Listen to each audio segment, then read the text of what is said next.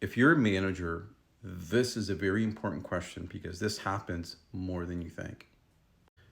Even if you're inheriting the team of a good manager or a bad manager, you still have to do your due diligence as a new manager. And here's why. Because you have to validate to the best of your ability the current state of the team and what's going on.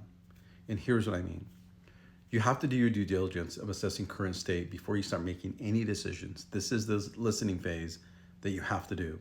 One is you have to assess the activities with reasonable expectation and frequency. Number two is that you have to pull the data to understand what the KPIs are with current trends. Number three, you've got to understand the barriers and what's causing the lost time. And number four, you've got to assess the training and skill sets of your team. Because here's the thing, this team right here may not be far off from the actual goal.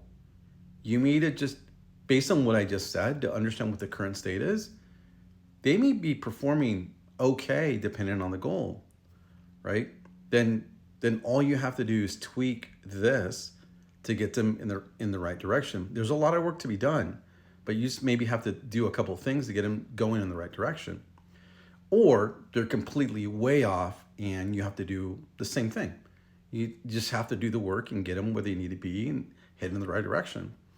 And the reason you want to assess current state is because you don't want to create any friction up front of the anxiety the team might be feeling or the nervousness, because employees get nervous when a new manager comes in and they know that the previous manager hadn't done their job correctly.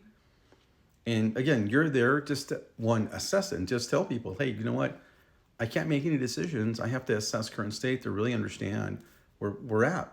Then it's a matter of taking action and making those corrections and getting people headed off in the right direction, depending on what our goals are. And that's the truth. But for you as a new manager, you've got to really understand how to set the current state to establish the foundation so that you can begin the process of building that relationship with your employees based on performance and everything else that comes with it, of course. So those are the first steps that you have to do in order for this to begin working correctly. And believe it or not, many employees will appreciate it because remember, employees will only do what's expected of them.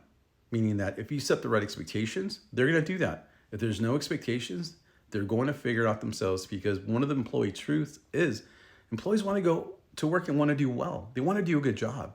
But it's managers like this that do not set them up effectively and successfully is when they get disgruntled and pissed off and everything else. So I'm glad you're taking some action. Let me know in the DMs if you need additional help. I've got a couple things on my stand store that can help you. And by all means, please follow for more.